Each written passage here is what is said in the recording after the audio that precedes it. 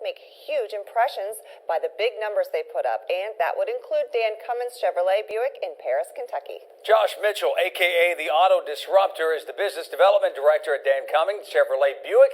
We met up with Josh at the Dealer Socket User Summit about spreading the word that the auto industry is broken, and it starts with dealership management to fix it.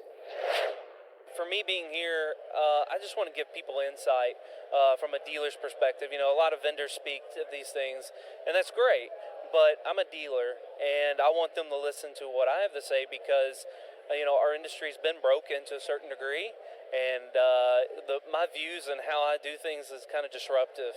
And so it's just a different mindset. A different mindset from 21 years ago, because you have a session title called Stop Managing Like It's 1995. Exactly. We have to. And what are some dealers doing that they did back in 1995, which they shouldn't be doing, right? Yeah, you have the whole the belittling of your employees, the yelling, the screaming. That's your Saturday morning meeting. Right. Because you've yelled at them at all the crap they've done wrong, and then you pat them on the butt and say, hey, go sell some cars today. Well, that just doesn't work anymore. Right, the tear down to lift up. It's just, people don't want to be managed. They want to be led.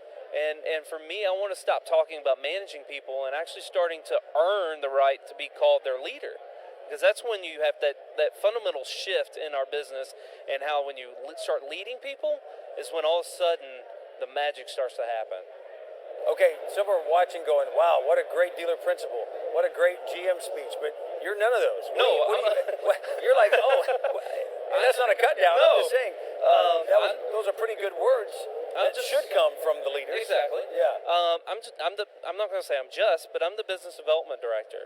I manage 12 BDC reps, and then we have 45 salespeople that I'm very involved in the training and some different things that go on that. But, I'm just a BDC director.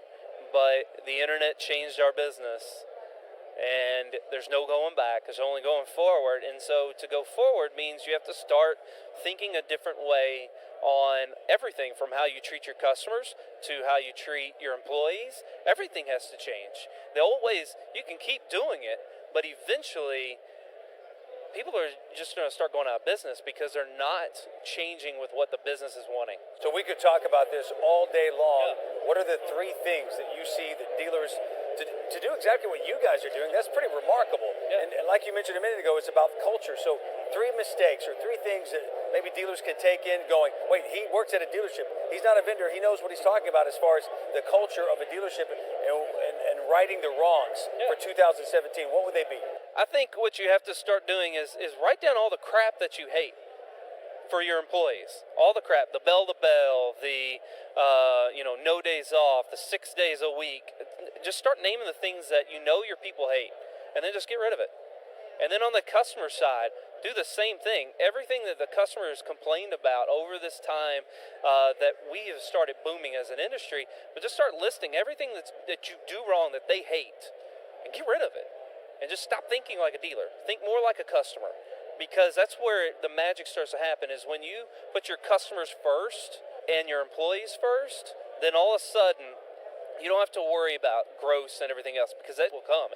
But if you don't put your customers first and you don't put your employees first, it's just, you're going to have a horrible situation with your employees because they're going to leave.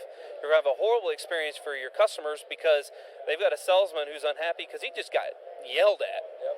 And now he's got to sell a car, and so that attitude is just going to come across while he's trying to deliver a vehicle, and your customer's just going to have a bad experience, and then that just going to go down to your reviews, which are golden, and now you got bad reviews, you've got bad employees.